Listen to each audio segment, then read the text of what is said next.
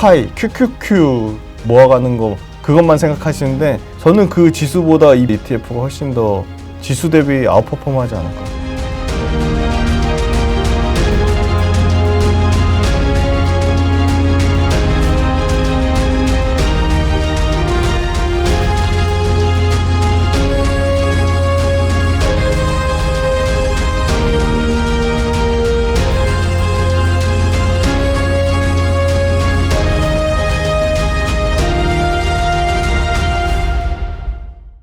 대표님 반갑습니다. 오늘은 김지훈 대표님 모셨습니다. 대표님 반갑습니다. 안녕하세요. 얼굴이 점점 더 좋아지시는 것 같아요, 대표님. 구독자분들 사랑을 받아가지고 채널이 이제 정체기를 넘어서 조금 다시 성장하고 있습니다. 좋네요, 좋네요. 아, 감사합니다. 그래서 가뜩이나 오늘 또 2차전지 캐즘에 대한 얘기를 네. 해보려고 했는데 네네. 딱 캐즘 구간을 탈피하셨군요. 저는 이제 막 탈피하려고 말락하는 것 같습니다. 아직은 캐즘 구간이라 할 수 있는 것 같고요. 하지만 뭐 조만간 탈피하지 않을까 생각하고 있습니다. 응원하겠습니다. 오늘 또 대표님이랑 여러 가지 또 산업들과 종목군들에 대한 얘기를 해보도록 할 텐데 가장 첫 번째로는 지금 2차전지 얘기를 안 할 수가 없을 것 같아요. 네네. 2차전지가 많은 분들께서 이 캐즘의 영역에 진입하면서 치킨 게임이 좀 시작됐다. 네네. 좀 우려를 하고 계신 것 같은데 네. 이게 좀 실질적으로 데이터를 보더라도 좀 이러한 현상이 나오고 있는 건가요? 캐즘이라는 게 지질학적 용어인데 이제 소위 말하는 얼리 어댑터가 다 쓰는 구간이 끝나서 자동차로 치면 볼륨 모델로 넘어가는 단계가 이제 캐즘이라고 얘기는 하는데 그러기에는 성장률이 그러니까 보통 이게 뭐 얘기하는 사람마다 다르긴 한데 사실은 16% 정도가 되면 캐즘이라고 하더라고요. 그러니까 얼리 어댑터들이 다 쓰는 구간이 16% 정도 되나 봐요. 시장 그러니까 침투율로 치면. 근데 그렇게 얘기하기에는 아직은 전체 글로벌 시장으로 보면 미국은 아직 9%고요. 10%가 아직 안 됐더라고요. 신차 기준입니다. 유럽은 이미 20%가 넘었고요. 중국은 이미 40% 가까이 되거든요. 중국은 37%막 이렇게 나오는데 올해 되면 미국도 10%가 넘어갈 거고 유럽도 30%가 넘어갈 거고 중국은 거의 뭐 45% 가까이 될 텐데 그걸 캐즘이라고 얘기하기는 어려울 것 같고 숫자만 봤을 때는 성장률로 치면 작년에 36% 전체 전기차 시장이 성장을 했거든요. 전체 글로벌. 근데 올해 1월달, 2월달 데이터 보면 1월달에도 생각보다 유럽에서 30% 정도 성장이 나왔고요. 미국이 당장 보조금 차종이 줄어드니까 직격탄을 맞아서 미국이 연평균 50% 성장 나오는데 16%밖에 안 나왔고요.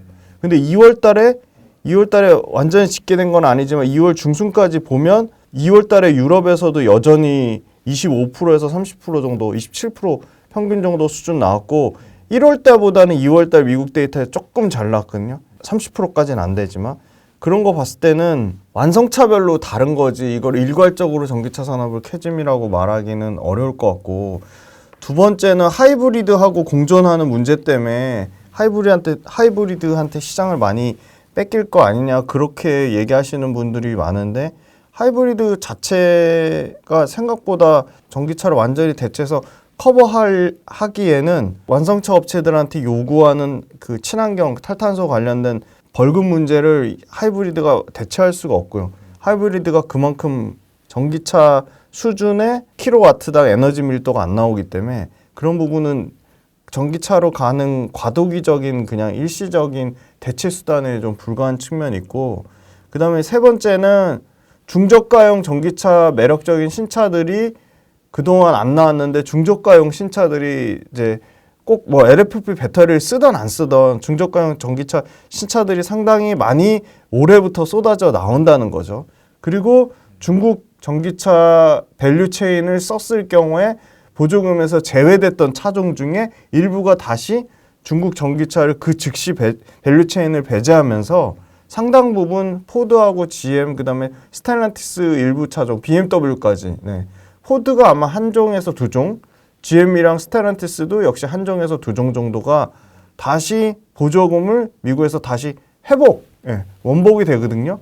그럼 그것까지 감안하면 중저가 매력적인 전기차도 늘어나고 그다음에 보조금 못 받던 차종들이 다시 확대가 되고 중국 전기차 밸류체인 덤핑이 막히는 부분이 생기면 당분간은 가격 경쟁이 우선시되는 환경에서 뭐 국내 그 밸류체인 말고 이렇게 막 엄청나게 매력적인 대안이 그렇게 있냐 그러면 그거는 사실 퀘스천 마크로 보기 때문에 국내 업체들한테는 전체 전기차 시장 성장률을 아웃퍼폼하는 걸로 나올 것으로는 보이고요.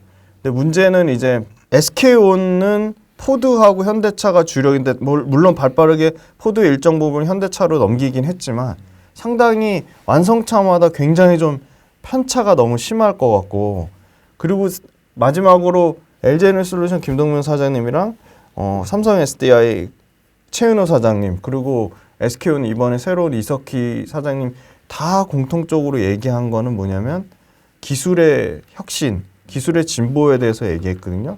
그래서 양적 성장이 어려워도 질적 성장을 통해서 기술적인 부분에 변화가 생기면은 그런 부분도 전기차 시장 캐즘을 돌파하는 어떤 강력한 그 혁신적인 부분이 되지 않을까 보고 있고요. 그리고 전기차 업체들 아직도 평균 내보니까 고점 대비 50% 넘게 빠졌거든요. 근데 그 와중에 제가 여기 촬영하러 오기 전에 한 달 전에는 엔캠만 갔다면 지금은 다양한 이제 원통형 배터리 밸류체인들이 주가가 고르게 올라가고 있거든요. 네네. 장비주 포함해서 기술의 발전에 대해서 큰 기대감을 갖고 있고 작년에 5조 9천억 정도 투자했는데 이번에 뭐 캐펙스 어렵다 하지만 그럼에도 불구하고 7조 2천억 정도 투자를 하거든요. 7조 2천억 투자하면 이거 작년 대비 20% 넘게 캐펙스 투자가 늘어나는 거고요. 삼성 SDI 그다음에 SK온, LG엔솔이 앞으로 유럽하고 북미에서 지을 물량, 그러니까 그 삼성 SDI 같은 경우는 북미는 대략 100기가와트, 전체는 200, 유럽까지 포함하면 200. LG엔솔은 북미에서 뭐 한 385에 전체는 500에서 550. 그 물량이 줄지 않았거든요. SK온 한 400 정도, SK온도 한 380에서 400 정도.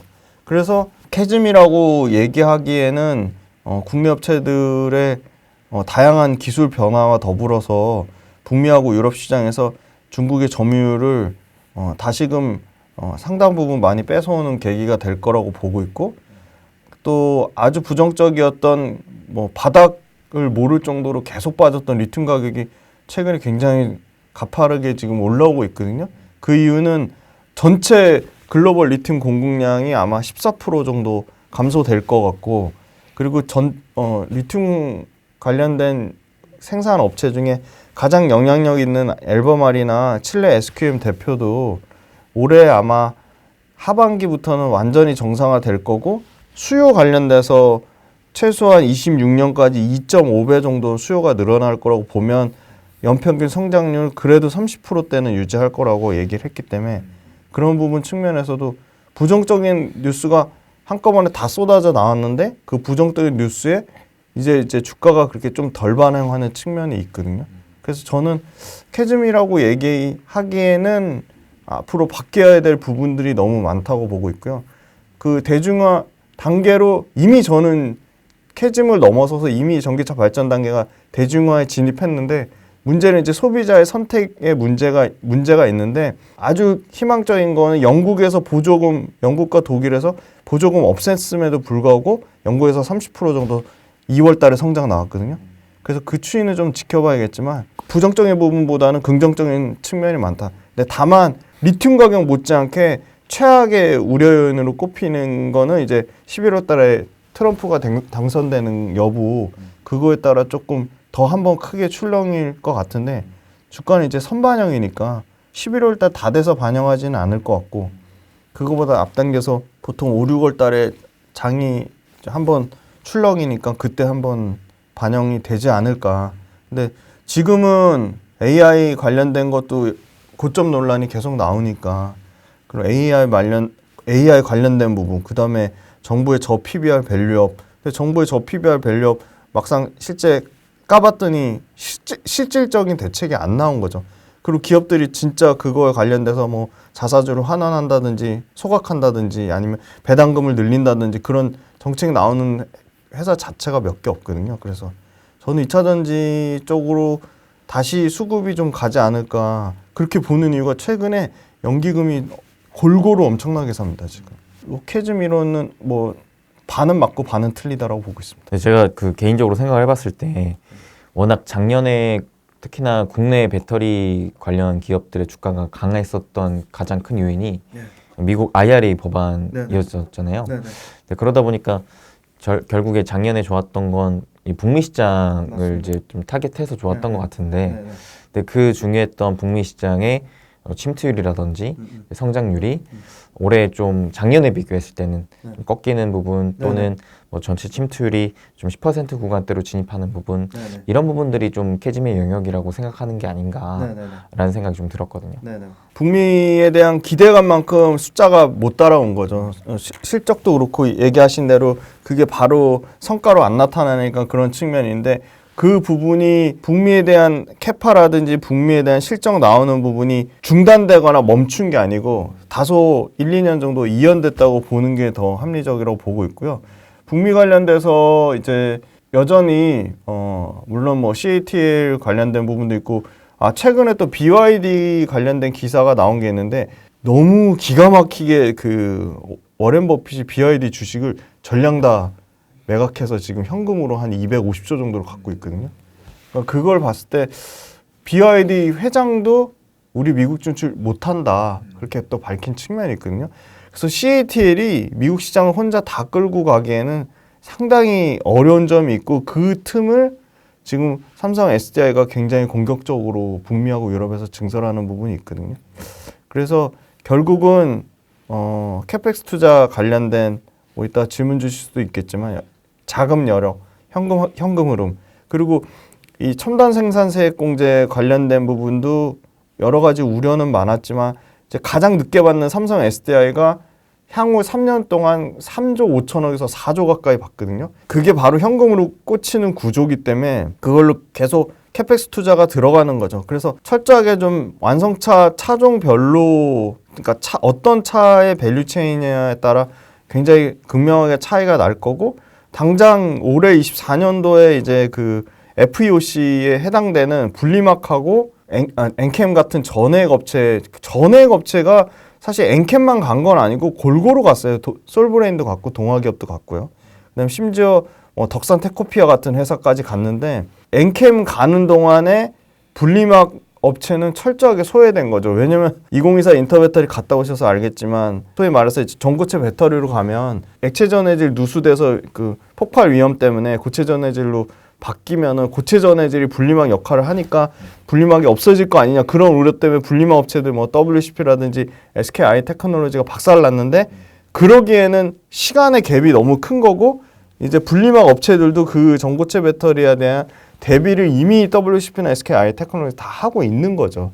그래서 이 상대적으로 소외됐던, 요새 보니까 SKI 테크놀로지랑 WCP가 조금 올라오거든요. 그래서 저는 작년 재작년에 양극재하고 에코프로만 올라갔다면 철저하게 순환매가 돌고 있고, 그 순환매 도는 기업들 중에 당장 올해 24년과 25년에 이제 FEOC에 해당돼서 중고업체랑 경쟁하는 구도에 있는 그 소재 업체들은 당연히 기회를 볼 거라 보고 있고, 그거보다 더 중요한 거는, 욕은 엄청 먹었지만 24년도에 올해 모든 배터리 업체들이 공통적으로 얘기한 거는 충전입니다. 그리고 소비자들이 가장 불편하다고 공통적으로 유럽과 북미, 중국, 일본, 우리나라까지 글로벌 5개 권역에서 전기차 관련돼서 작년만 해도 뭐 인프라가 부족하다, 충전이 잘 안 된다, 아니면 뭐 매력적인 전기차가 없다, 가격이 비싸다, 이런 다양한 의견에서요, 너무 신기하게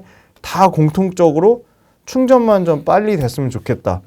그래서 그 얘기가 나왔고, 이번에 인터배터리 갔다 오셨겠지만 2024 인터배터리에 각 배터리 셀 3사도 공통적으로 얘기한 부분은 고속충전, 급속충전이었습니다. 물론 셀투팩 기술도 있었고 전고체 배터리도 있었지만 공통으로 얘기한 게 충전이었기 때문에, 철저하게 양극재에 소외됐던 이 충전 관련된 뭐 실리콘 음극재, CNT 도전제 회사들이 분명히 지금 최근에 주목받고 있고, 그래서 골고루 좋은 쪽으로 전기차 업체들 관련된 소재주들, 장비주들이 골고루 좀 순환하는 모습을 보여주고 있어서, 저는 오히려 양극재만 편중돼서 갔던 것보다는 훨씬 더 건강한 2차전지 생태계가 형성되고 있다고 보고 있습니다.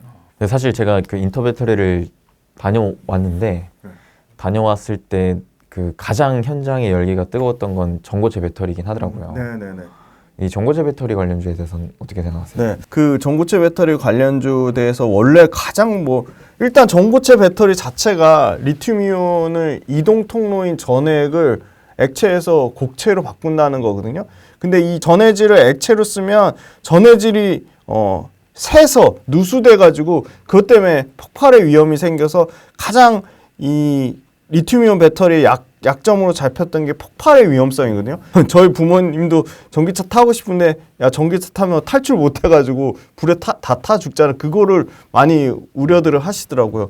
폭발에 대한 안정성을 극도로 낮췄다는 게 전고체 배터리긴 한데 배터리가 구조적으로 단단해서 화재가 안 나고 소위 말해서 전해질이 훼손돼도 형태 유지가 가능한 거 그건 좋은데 같은 단위 용량당 에너지 밀도가 전고체 배터리가 나오려면 엄청나게 많은 리튬 메탈 음극재가 됐든 다른 형태의 고분자가 됐든 황화물계가 됐든 엄청나게 많은 그 양이 필요한 거죠. 그리고 고체라서 계속 내부 안에서 저항이 발생해서 전기적으로 저항이 발생해서 기존의 리튬이온 배터리보다 훨씬 수명이 짧아진다는 한계가 있거든요. 기술적으로. 그리고 일단 너무 비싼 거죠. 이게 사실은 전고체 배터리가 그 지금의 리튬이온 배터리 중에 평균 이제 배터리 용량이 140에서 120까지 떨어졌는데 그 120으로 치면 얼마까지 차이 나냐면 6배에서 7배 정도 가격 차이가 납니다. 120kW의 용량을 하려면 그러니까 무지막지하게 비싼 거예요. 근데 기존 배터리보다 6배 가까이 비싼 거예요. 가격 6배에서 8배 비싼 거예요. 120 GWh 같은 용량을 맞추려면. 근데 물론 안전성 측면으로만 보고 이걸 쓰기에는 가격이 너무 비싸니까 상용화할 수가 없는데 심지어 삼성 SDI보다 훨씬 더 먼저 상용화하겠다고 한 건 토요타인데 토요타가 24년도에 26년에 할 거라고 했고 26년도에 28년도에 할 거라는데 삼성 SDI가 27년에 한다고 한 거죠.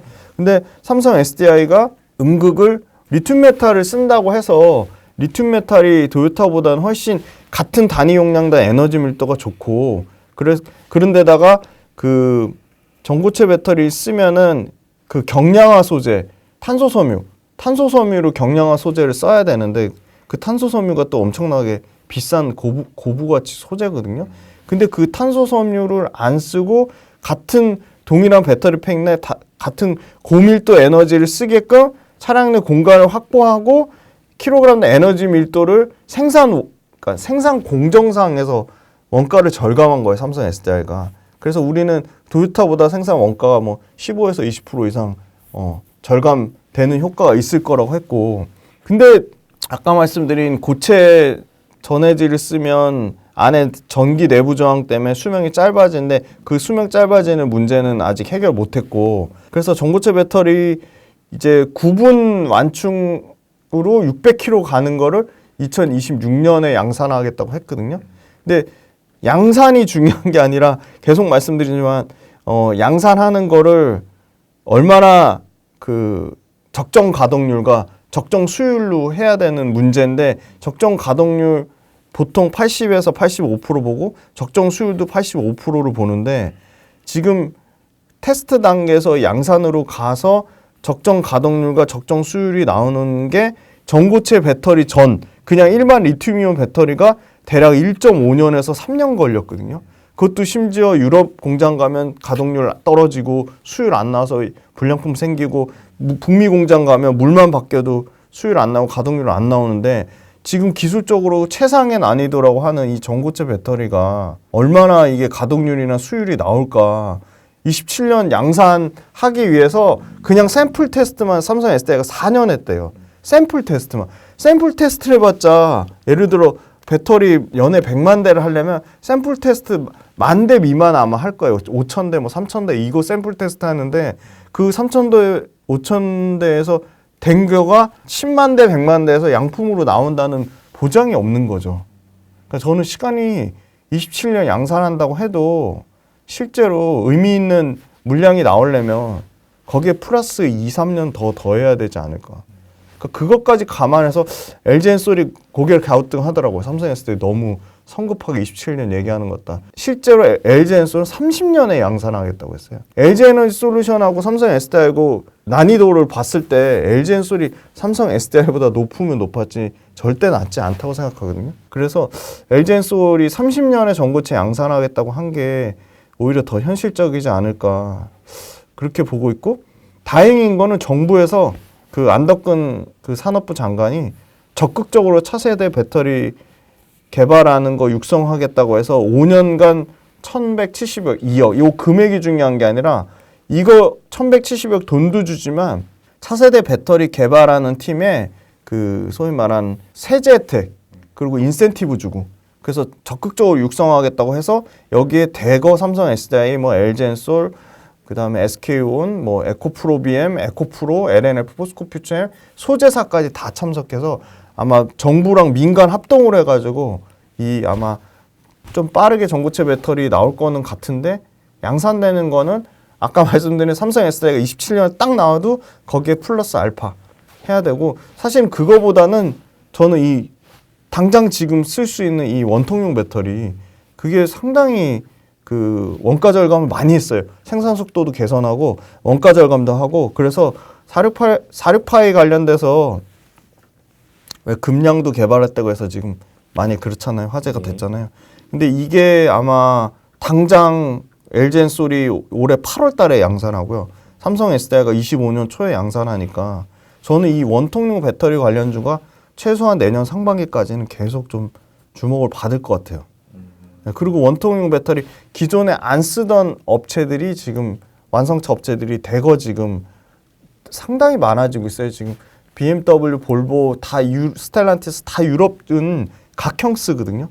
그래서 삼성 SDI가 인기가 있었는데 삼성 SDI가 원통용 하겠다니까 지금 완성차 업체들도 거기에 맞춰서 지금 원통용 적용하겠다고 지금 하고 있거든요. 당장 한 1, 2년은 원통용 그러니까 지금 뭐 이수 스페셜티 케미컬, 한농화성 뭐 이런 회사들이 전고체 배터리로 가는데 당장 전고체 배터리로 숫자가 안 찍히잖아요. 그래서 사실은 그것만 보고 개발 단계에 있는 것만 보고 투자하기는 너무 어려울 것 같고, 아마 주가가 아무리 선반영돼도 테스트에서 양산돼서 어느 정도 적정 수율 나오고 그때 전고체 배터리에 진입해도 저는 늦지 않다고 봅니다. 그래서 그게 전 진짜 빨라 28년 정도? 28년 하반기 정도? 그렇게 보고 있습니다. 그러면 원통용 배터리는 대표적으로 어떤 기업들이 있는 거예요? 원통용 배터리. 네, 원통용 배터리 관련주도 상당히 많은데요. 원통용 배터리 제일 그 중요한 거는 그 원통용 배터리 소재 만드는 니켈 도금 강판. 네, 니켈 도금 강판 만드는 TC 스틸이라는 회사가 있거든요. 그 회사가 LG엔솔에도 납품하고 삼성 SDI에도 납품하는데, 경쟁사가 일본의 토요코안이라는 회사가 있고 NSC라는 회사도 있고, 그 다음에 국내에는 이제 동국산업이 있거든요. 예. 근데 캐파로는 지금 23년 8월 달에 20만 톤까지 증설을 해가지고 절대 이 회사가 이렇게 증설을 공격적으로 하는 회사가 아닌데 몇십 년 만에 증설해가지고 20만 톤 캐파 만든 게 그게 본격적으로 이제 드디어 올해부터 양산되고 있거든요. 그럼 20만 톤 캐파면 글로벌 캐파 기준으로도 아까 경쟁사 도요코안, 뭐 일본의 NSC, 그다음에 인도의 타타스틸 이런 회사들 쟁쟁한 경쟁사들의 캐파보다 훨씬 더 큰 물량이에요. 두 번째는 이 회사 그 원통용 배터리 관련된 부분이 전체 매출에서 차지하는 비중이 절반이 안 됐거든요. 네네. 작년에 이제 이 회사는 또 안정적인 캐시카우가 있습니다. 주석도금 강판, 석도 강판이라고 하죠. 주석도금 강판도 국내에서 하는 회사가 딱 3개밖에 없어요. 신화 다이나믹스, KG 스틸 요 3개인데 이 3개가 독점 구조인데, 이 주석도금 강판이 전체 매출의 80%, 90%였는데 니켈 도금 강판이 원통용 배터리 소재로 주목받으면서 엄청나게 빠르게 치고 올라갔고, 니켈 도금 강판이 올해는 55%까지 늘어나고요. 내년에는 65%, 26년에는 거의 80%까지 니켈 도금 강판으로 늘어나는데, 니켈 도금 강판으로 늘어나면 좋은 점이 기존의 석도 강판, 주석도금 강판은 6%, 7% 마진이라면 이거는 15%, 18% 마진인 거예요. 마진이 2배 이상 좋아지는 구조죠. 그래서 캐파 증설한 거 온전히 수혜받고 삼성 SDI랑 LG엔솔이 서로 공격적으로 원통형 배터리 내놓을수록 독점하는 구조고 그리고 기존의 석도 강판, 주석도금 강판도 꾸준히 그냥 캐시카우 역할을 하고 있고 석도 강판보다 이 니켈 도금 강판이 많으면 많아질수록 마진율이 2배, 3배 드라마틱하게 좋아지는 구조고. 근데 다만 이제 경쟁사 이제 동국산업도 이제 드디어 양산한다고 하는데 동국산업도 양산이 중요한 게 아니고 완전히 이제 TC 스틸처럼 적정 가동률에 적정 수율이 나와야 되는 거죠. 그건 이제 좀 더 시간이 좀 걸릴 거라고 보고 그 시간의 격차를 상당히 벌릴 거라고 봐서 원통형 배터리 최대 수혜주는 이제 니켈 도금 강판 만드는 TC 스틸이랑 그 원통형 캔 만드는 신흥 SEC 이런 회사들이 있거든요. 근데 이 니켈 도금 강판 회사의 강점은 이 석도 강판이라는 안정적인 캐시카우를 갖고 있는 회사고 신흥 SEC나 캔 만드는 회사는 경쟁사가 훨씬 더 많은 거죠. 경쟁 강도가 더 치열한 거죠. 뭐 LT정민이라는 회사도 있고 그래서 저는 원통형 배터리는 TC 스틸이 가장 주목받을 거라고 보는데 다만 최근에 단기적으로 주가가 좀 많이 올라가니까 그 회장이 손봉랑 회장의 일가가 일부 또 그때 요때다 싶어서 또 지분을 또 팔고 그렇게 했더라고요. 그런 부분이 좀 상당히 좀 부정적인 영향을 미치지 않을까 그렇게 보고 있습니다. 네, 대표님 작년 하반기부터 워낙 우리나라 증시의 반도체가 굉장히 이제 주도주적인 성격을 띠면서 강한 모습 보여주고 있는데 네. 올해 또 1, 2월 수출 데이터를 보니까 또 괜찮게 나왔더라고요. 네. 이 반도체 강세 흐름 앞으로도 좀 이어질 수 있는 걸까요? 최근에 조금 조정 나오는 것 같은데 네네. 그 조정이 세면 오히려 강세 흐름이 다시 나올 수 있고 조정이 약하면 강세 흐름 나오기 쉽지 않을 것 같아요. 그러니까 최근에 나오는 조정이 아싸리 막 20, 30% 세게 조정이 나오면 강세 흐름이 다시 기대할 수 있을 것 같고 어정쩡하게 뭐 5에서 10% 나와서 다시 간다 그러면 뭐 그렇게 더 강하게 막 장기적으로 롱런에서 치고 가기는 어렵다고 보고 있어요. 그래서 개별 종목단에는 저는 오히려 AI 그 HBM 관련주가 보통은 주가라는 게 가는 놈이 가는데 워낙 지금 반도체 관련된 주식들의 그 오르고 그다음에 그다음 주로 그러니까 소위 말하는 교체되는 시기가 너무 짧아졌거든요. AI 뭐 HBM 관련주 오르니까 HBM 관련주 꺾이자마자 뭐 CXL 관련주 오르고 CXL 관련주 꺾이니까 디자인하우스 오르고 디자인하우스 꺾이니까 뭐 장비주 오르고 이러거든요. 너무 그 텀이 짧아서 저는 그래서 아예 완전히 좀 소외된 쪽이 소위 말하는 전공정 쪽이잖아요. 뭐 예를 들어 중앙화학약품 처리 장치 CCSS 그런 거 공급하는 회사도 보니까 올해 매출과 이익이 30% 정도 늘어나더라고요. 반도체에는 너무 범위가 많지만 기존에 갔던 놈들하고 다른 상대적으로 소외됐던 회사들도 충분히 전체 그냥 반도체라는 큰 틀, 그냥 큰 밸류체인 속에서 그냥 주목을 받지 않을까. 왜냐면 같은 반도체 내에서 쪼개서 밸류체인별로 쪼개서 가는 새로운 종목으로 바뀌는 턴이 너무 짧아졌기 때문에 얼마든지 전공정이나 이런 다른 쪽 상대적으로 소외받았던 쪽도 충분히 좀 주목받지 않을까 그렇게 보고 있어서 저는 그래도 반도체는 기존에 심지어 2차 전지도 양극재만 갈 줄 알았는데 전해액 가고 이제 뭐 장비 가고 다른 그게 가잖아요. 근데 그거보다 훨씬 반도체는 더 밸류체인이 세분화돼 있고 훨씬 더 여러 가지 모멘텀을 갖고 있는데 기존의 보던 종목들에만 너무 좀 매몰되면 수익률 측면에서 훨씬 뒤질 수 있을 것 같다. 그리고 기존에 갔던 예를 들어 뭐 HBM 관련주들이 밸류에이션이 싸냐 그건 또 아닌 것 같거든요.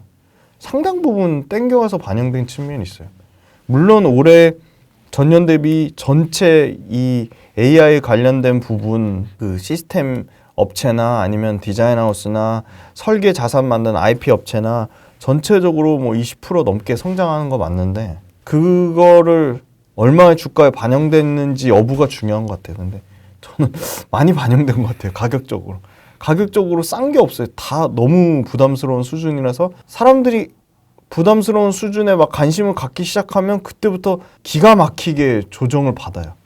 예, 그래서 가려면 더 세게 조정이 나오거나 아니면 어정쩡하게 조정 나면 더 가기 쉽지 않을 것 같아요. 사실 또 HBM 관련주들은 특별한 큰 조정이 지금까지 잘 없었기 없었습니다. 때문에 네네.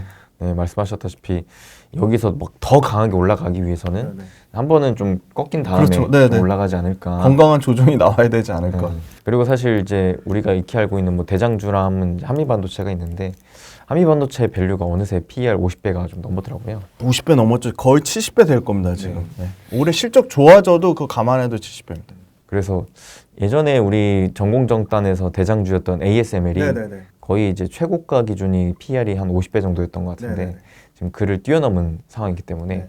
조금은 좀 그래도 네. 좀 조심하고 오히려 좀 소외된 쪽에서 기회를 좀 찾아보면 좋지 않을까. 네. 특히나 순환매가 워낙 빠르니까 그런 얘기 해주신 것 같습니다. 그러니까 지금 엄청 중요한 얘기했는데 ASML 50배잖아요. 네. 엔비디아 그러니까 지금으로 치면 70인데 앞으로 실적 좋아질 거 감안해서 30배 밑으로 떨어진다는 거잖아요.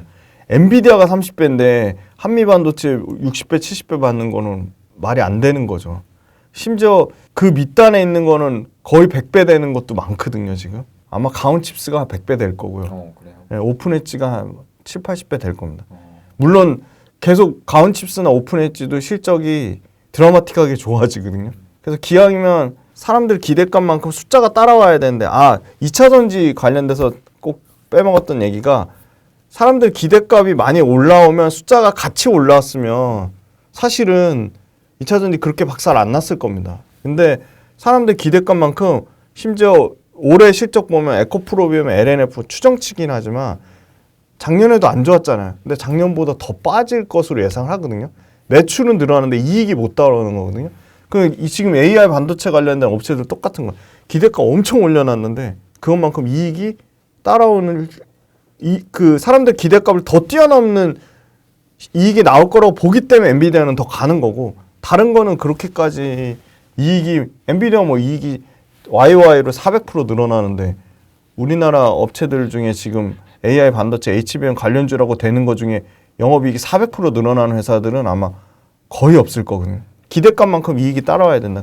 그게 중요하다고 보는데 그 정도까지 나올 만한 업체들이 일단 없고 그거는 지금 상당 부분 선반영됐다고 보고 있습니다. 그러니까 결국 항상 이제 주가는 기대감에 따라서 움직이게 되는데 사람들이 이 기대감을 이만큼 했는데 실상 실적을 까봤더니 그게 못 미친다면 실망감으로 다시 주가는 또 하락하게 되잖아요. 맞습니다.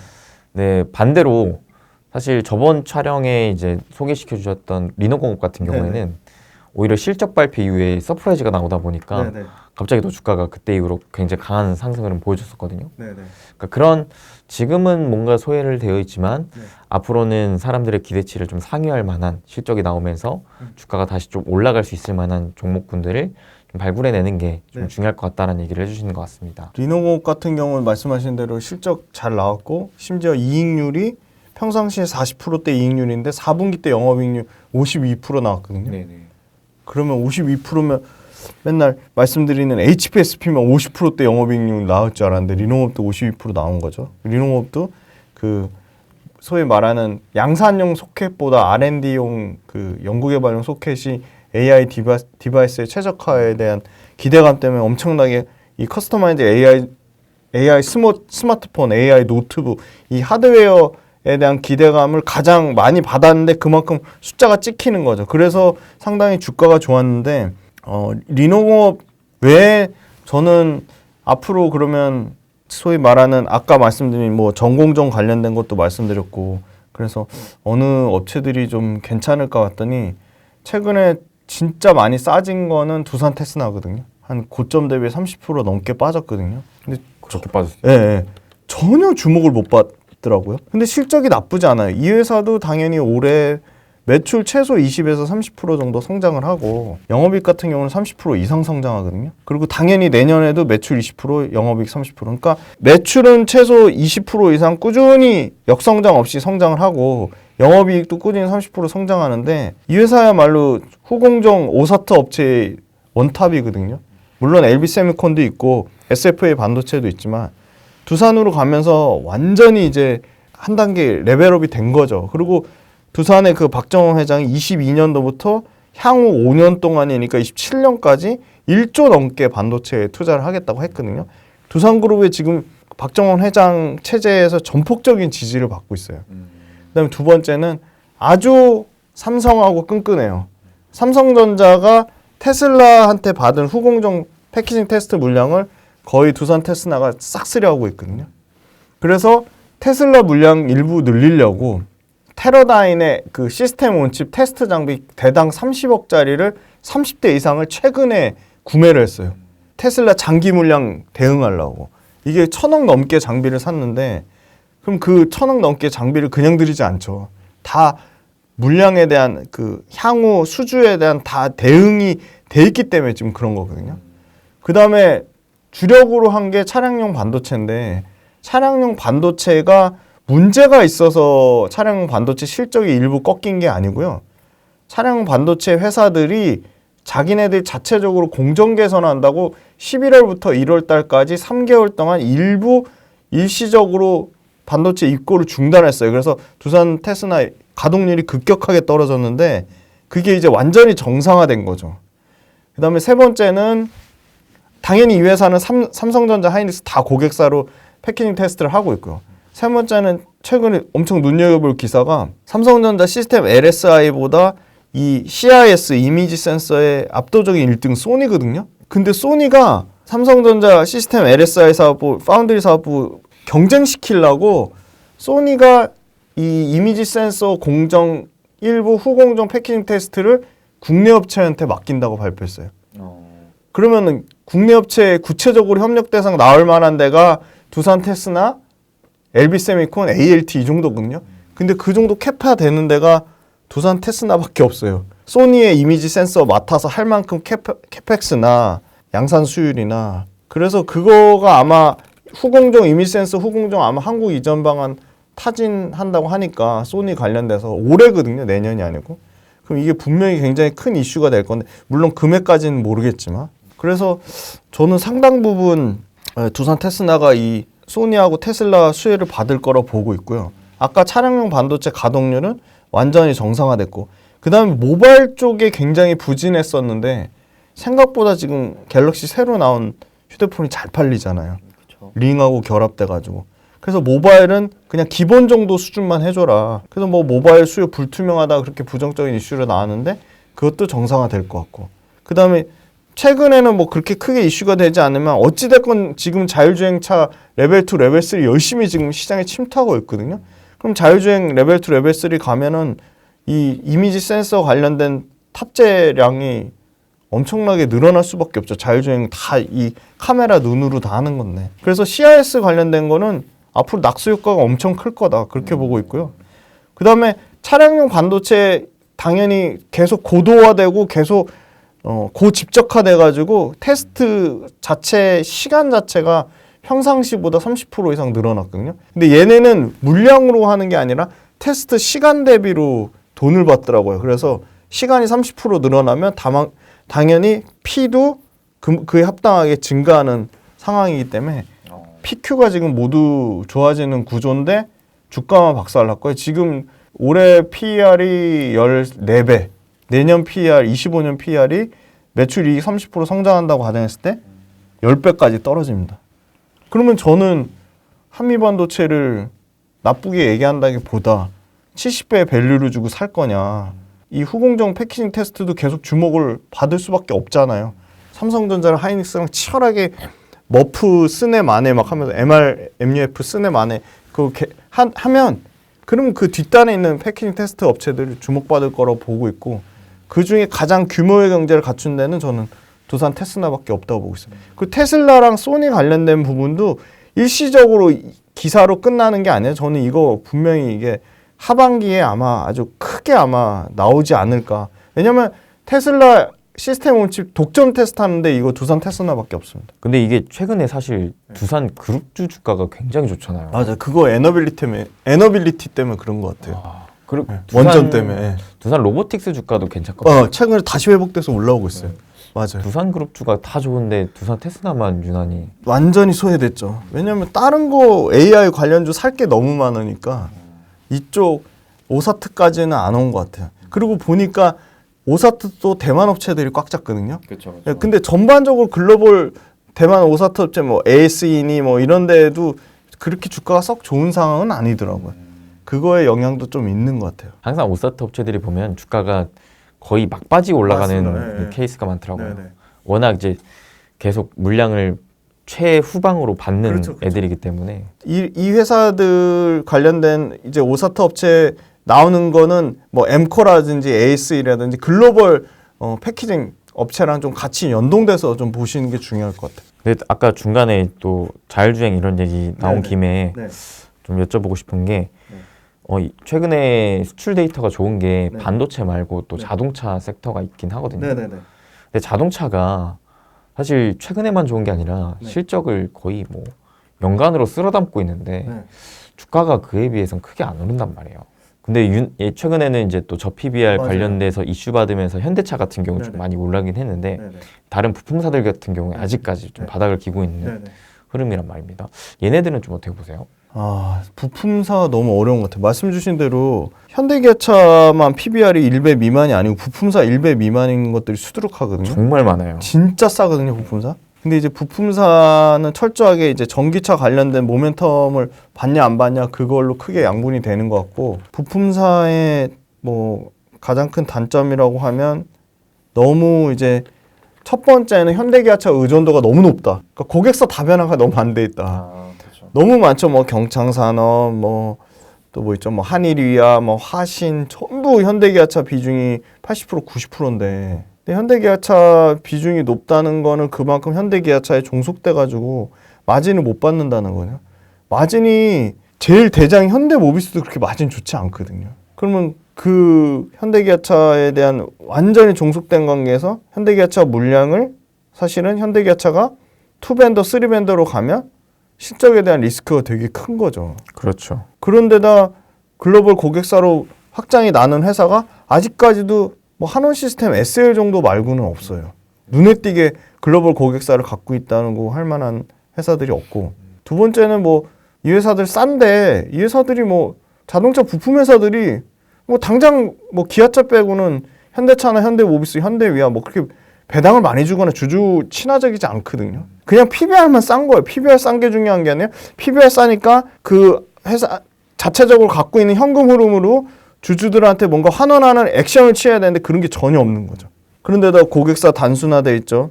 그리고 심지어 어떤 뭔가 기술 혁신을 통해 뭐 전기차 부품을 뭐 개발을 한다든지 아니면 고객사를 늘려서 현대기아차 말고 다른 글로벌 전기차 업체랑 컨택을 해서 뭔가 판로를 뚫는다든지 그런 게 없는 거죠. 그러니까 기본적인 숫자는 나오는데 확장성이 없는 거죠. 그래서 보니까 대표적인 회사들은 엄청 많은데 전체적으로 10%가 안 돼요. 그러니까 뭐 매출 성장이 다 그래. 뭐 화신도 그렇고 뭐 경창산업도 그렇고 뭐 서현이야 이런 회사들도 그렇고 엄청 큰 회사인데 매출은 막 1조 나오는데 영업이익은 막 300억 이래요. 그러니까 너무 형편없으니까 관심이 없는 거고, 다만 이제 그 와중에 타이어 회사도 요새 좋거든요. 예를 들어 한국타이어 같은 회사는 일단 고무값도 엄청 싸진 데다가 원가가 엄청 싼데 물량은 일단 전기차가 타이어 마모가 너무 심하니까 기본적으로 전기차로 바뀌니까 타이어 큐 자체가 엄청나게 늘어나는데 심지어 가격도 일반 내연기관차보다 가격이 최소 20-30% 비싼 거예요. 그러니까 PQ가 모두 증가하는 상황인 거죠. 그런데다가 한국타이어 아이온이라고 전기차 전용 브랜드를 만들었는데 현대차 말고 다른 데서도 그게 오는 거죠. 넥센타이어, 금호타이어 마찬가지고.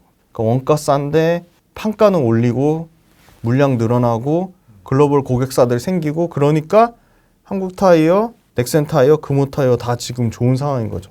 심지어 또 한국타이어는 형제들끼리 싸워가지고 막 지배구조 이슈도 있었고 그런 게 모멘텀이 붙었고, 그리고 이 회사들도 주주환원 관련돼서 뭐 하겠다고 밝혔고, 그럼 부품 회사들 중에 저는 그래도 현대기아차 의존도 낮은 회사가 SL 정도 보거든요.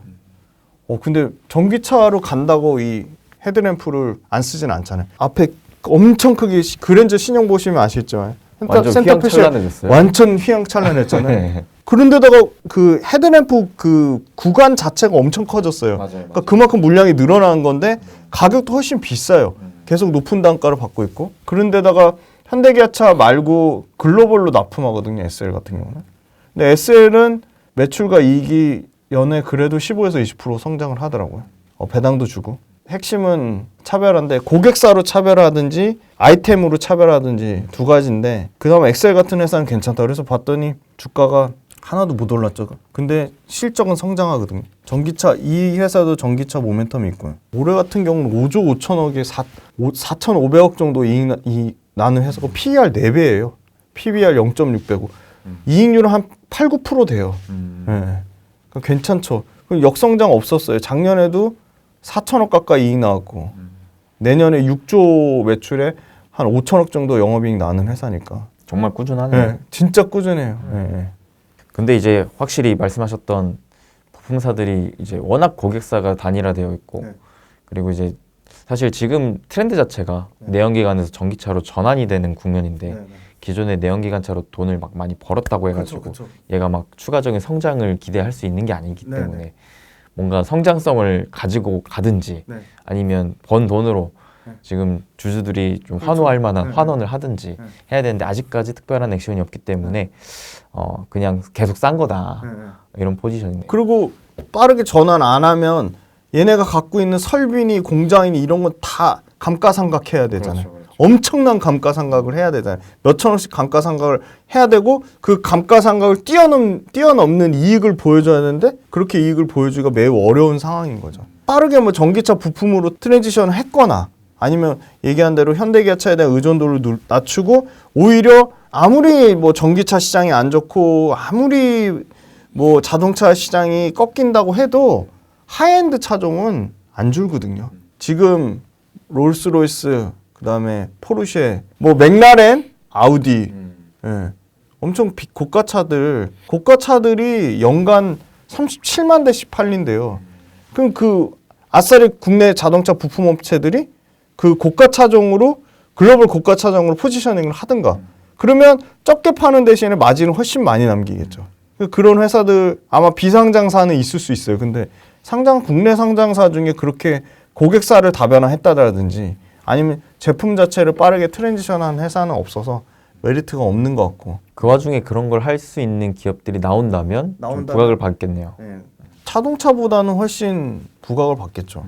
대표님 그 다음으로는 제약바이오도 얘기하고 싶은데 저번 출연 때 알테오젠에 대해서 되게 디테일하게 설명을 해주셨거든요. 근데 그 이후로 알테오젠이 무섭게 올라가더라고요.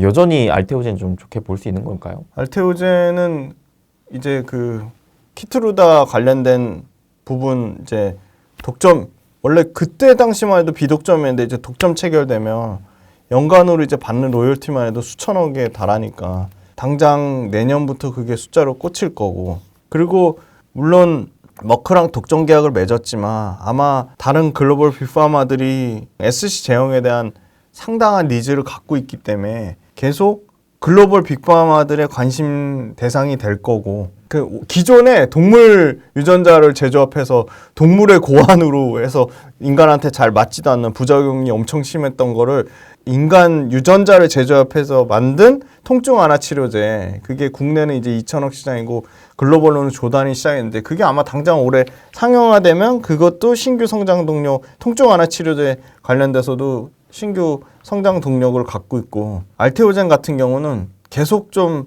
모멘텀 나올 것들이 있다. 근데 기존에 예를 들어 뭐 그런 임상 기대감만 갖고 가는 회사랑은 다르게 그냥 로열티로 실제 숫자가 매출과 이익이 찍히는 회사니까 좀 계속 주목받을 거라고 보고 있고 알테오젠 관련돼서 뭔가 새로운 소식이 있으면 또 다음 달에 왔을 때 한번 또 업데이트 해드리도록 하겠습니다. 그때 설명을 해주시면서 확실히 구조적 성장에 대한 모멘텀을 좀 띄고 있는 기업이었기 때문에 확실히 장기적으로도 좀 주목해볼 만한 기업이지 않았을까 싶었는데 아니나 다를까 단기적으로 치솟더라고요.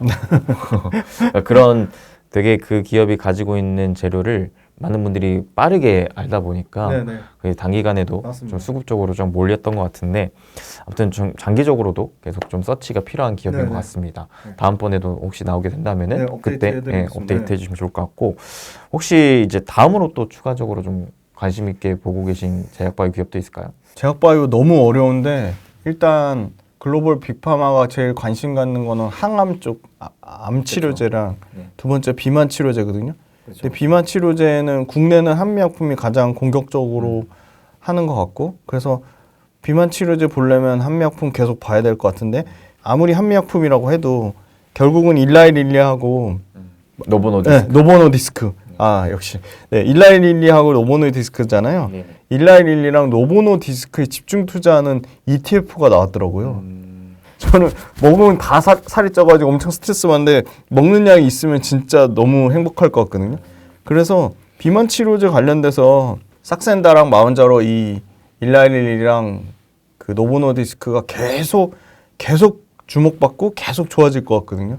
그게 이제 숫자로 실적으로 계속 찍히겠죠. 그러면 그 관련된 비만 치료제 관련된 거를 글로벌 제약사니까 일라이릴리랑 노보노디스크 집중 치료하는 비만 치료제 ETF를 계속 사서 조금씩 모아가는 거죠. 그 전략 저는 나쁘지 않은 것 같고요. 요거는 진짜 완전 장기적으로 보면서 거의 노후 자금으로 마련한다는 생각으로 모아가는 거네요. 내 월급의 10% 아니면 내 여유자금 10%씩 ETF를 사서 그냥 모아가시는 거예요. 사람들이 뭐 스파이, QQQ 모아가는 거 그것만 생각하시는데 저는 그 지수보다 이 비만 치료제 ETF가 훨씬 더 지수 대비 아웃퍼폼하지 않을까요? 그리고 개별 종목은 저는 아니나 다를까 알테오젠 가니까 같이 약간 종합 선물 세트처럼 가는 회사가 레오켄 바이오거든요. 그 지금 역시 글로벌 빅파마들이 가장 관심을 많이 갖고 있는 게 이 ADC라고 이중항체 플랫폼입니다. 네, 항체 약물 결합체라고 하는데, 그러니까 항암제는 특정 물질 타겟하는 항체가 있고 그 항체 특정 물질 타겟과 독성 세포를 공격하는 약물이 있고 D가 있고 그 다음에 이거를 결합하는 링커가 있습니다. 근데 이 항체 약물 결합체의 가장 큰 특징은 그 중간에 결합 물질 링커가 선택적으로 암세포를 공격하는 거예요. 그러니까 기존 항암제의 치명적인 단점은 정상세포 공격해가지고 머리 빠지고 피부 나빠지고 막 뭐 눈도 안 보여지고 막 그렇게 상당히 많이 했는데, 그 링커라는 중간 물질 결합 방법에 따라 차세대로 개발되면서 획기적으로 독성도 감소하면서, 그러니까 독성 감소했다는 게 여러 가지 부작용 없앴다는 거죠. 부작용 없애고. 근데 약효는 엄청 좋아진 거죠. 그 대표적으로 유방암 치료제 에너투라고 있거든요. 이게 대표적인 이 항체 약물 결합체 이중항체 플랫폼 이용해서 만든 건데, 이거 관련돼서 뭐 국내에서는 압도적으로 레오켄 바이오가 1등이고 ADC 관련돼서는 심지어 존슨앤존슨 자회사 얀센이란데 2조 2천억의 기술 수출 이전했거든요. 숫자가 2조 2천억이라는 숫자가 증명한 거고, 아마 내년부터 얀센으로부터 마일스톤 들어오는 것만 2,700억 정도가 들어올 거예요. 그런데다 최근에 오리온이 인수했잖아요. 그렇죠. 근데 오리온이 진짜 싸게 인수했더라고요. 근데 보통 레오켄 바이오 정도면 프리미엄을 밸류에이션에 30에서 40% 주는데 5% 프리미엄 주고 인수했거든요. 오리온이 진짜 싸게 잘한 거고, 저는 그거보다 중요한 거는 오리온이 진짜 잘한 게 뭐냐면 이 원천 창업자죠. 김용주 대표님.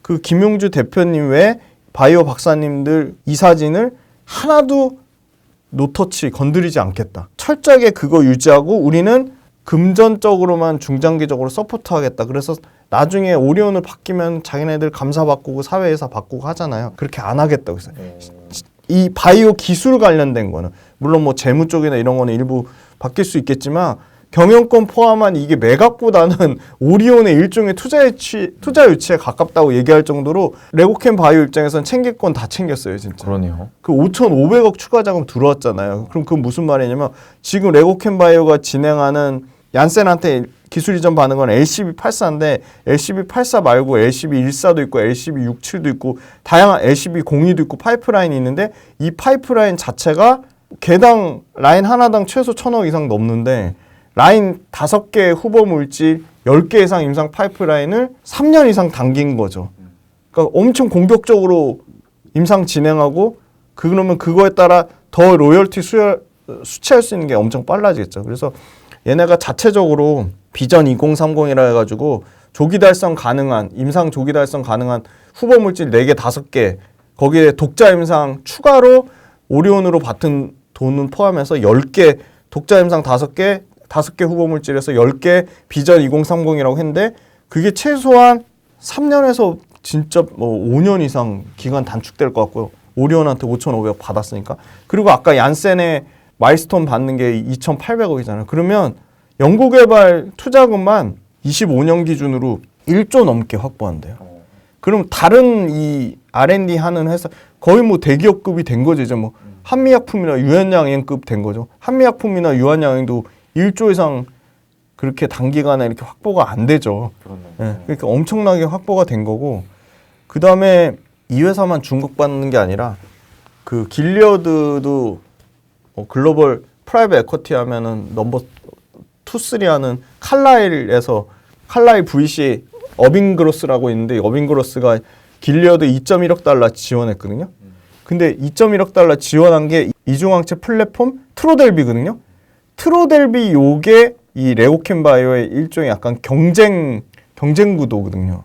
그러니까 트로델비가 엄청 주목받고 있는데 트로델비보다 아까 말한 독성은 낮고 효능은 더 뛰어나다고 임상 진행 중이 밝혔어요. 지금 트로델비 후보군 대비 거기 하나 밝힌 게 있고, 그다음에 두 번째는 지금 글로벌 관심 2세대 이중항체 플랫폼 파드셉 요거는 지금 판매가 나오는 건데 그거보다 3-4배 고용량에서도 더 안전하다, 안정성을 지금 입증하고 있거든요.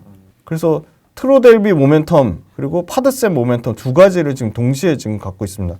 오리온 관련돼서 오리온이 5% 프리미엄 줬지만 오리온 그룹 자체가 미래 바이오 사업에 대한 의지를 분명하게 했거든요. 그래서 레고캠 그냥 투자로 끝나지 않고 레고캠을 어떻게 보면 주력 핵심 그걸로 상당히 전폭적인 지원할 가능성이 높다. 심지어 경영진은 하나도 건드리지 않고 그대로 놔뒀고요. 그 이중항체 ADC 플랫폼이 주목받는 거는 면역항암제랑 병용에서 기존의 표적항암제로만 쓰는 게 아니라 면역항암제랑 병용돼서 쓰는 걸로 엄청 주목을 받고 있다.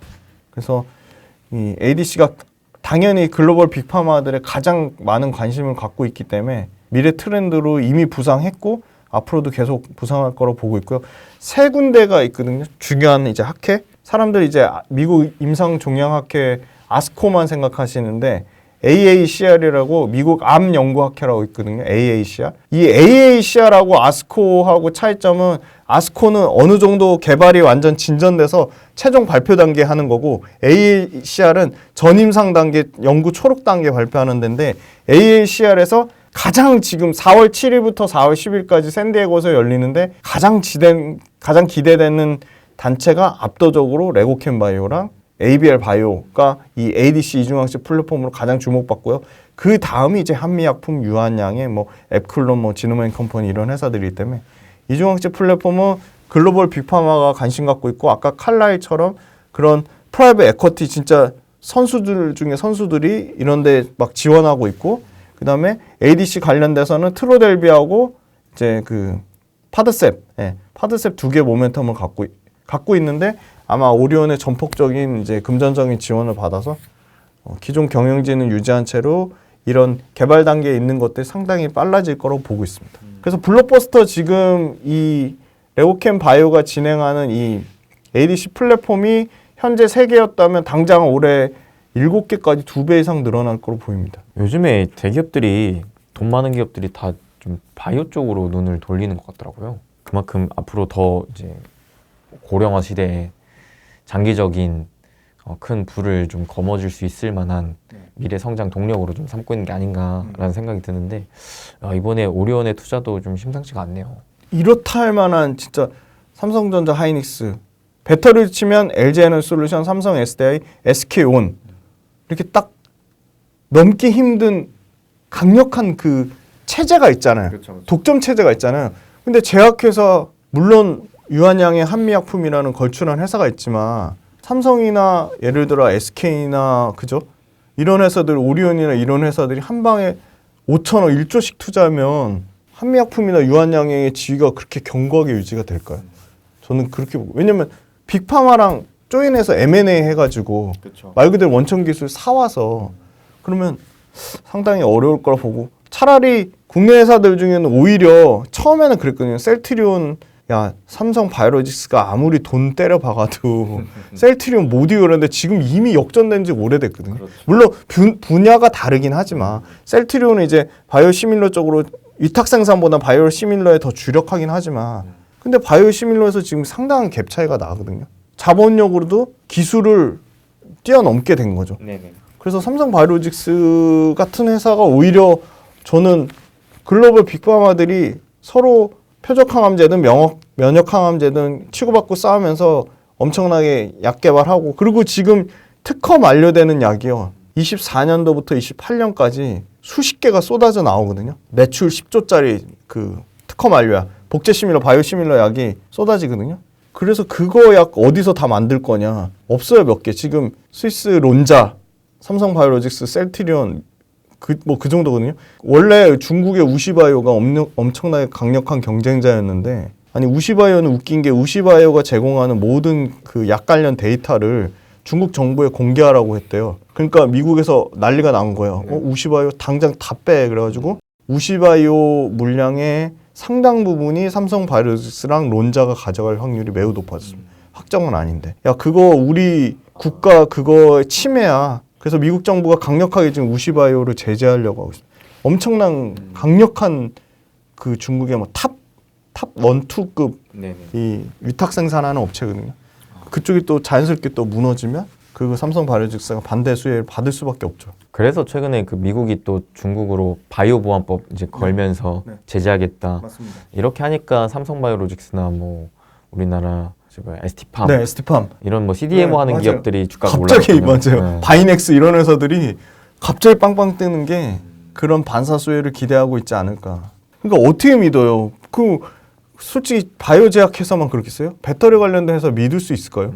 어떻게 데이터를 조작하고 그리고 심지어 그걸 뭐 공산당한테 공개한다고 하는데 미국이 완전히 이건 아주 치명적인 국가보안법 위반이라고 한 거죠. 가만히 안 있죠. 지금 다 걸고 넘어지잖아요, 지금. 우리나라 기업 입장에서는 정말 그러한 미국이 중국을 향한 제재에 따른 반사 수혜를 좀 기대할 수 있을 만한 상황이 놓여졌네요. 충분히 그런 상황이 놓여졌다고 봅니다. 네, 오늘 이렇게 김진 대표님이랑 참 여러 가지 산업을 다뤄봤습니다. 2차 전지, 반도체, 자동차, 제약바이오까지. 네. 사실 다루려면 더 다룰 수도 있겠는데 와, 이것만 해도 너무나 지금 풍부한 또 데이터가 좀 머릿속에 꽉 차가지고 아마 많은 분들께 큰 도움이 됐지 않을까. 저 대표님 참 대단하신 게 와, 이 여러 가지 기업들을 그렇게 다 디테일하게 공부하신다라는 것 자체가 대단하신 것 같고 평소에 공부량을 우리가 또 생각해 볼 수가 있는 것과 같고 그런 또 공부한 내용들을 이렇게 또 무료로 유튜브에서 공개를 해주신다는 것 자체가 참 감사한 것 같습니다. 네, 끝으로 저희 시청자분들께 한마디 해주신다면요. 한 달에 나와서 업데이트하는 전 귀한 자리가 너무 감사하고 소중합니다. 그리고 저 공부 많이 한다고 했는데 저보다 훨씬 더 많이 공부하는 분이니까 이수빈 대표랑 영상 꾸준히 보는 걸로 끝나지 않고 그거를 본인만의 방식대로 잘 정리해서 내 거 내재화 하시는 게 너무 중요하다고 꼭 말씀드릴 수 있을 것 같고 그 부자TV에서 김지훈의 훈훈한 주식 유튜브 채널 오셔서 인사해 주신 분들도 점점 많아지고 있거든요. 그분들도 너무 감사드리고 그리고 지금은 이제 생 기초 강의 열심히 찍고 있으니까 그 강의도 많은 관심 가져주셨으면 좋겠습니다. 네, 그러면 김진 대표님과 여러분들 함께 응원하면서 인사드리겠습니다. 여러분 행복 되세요.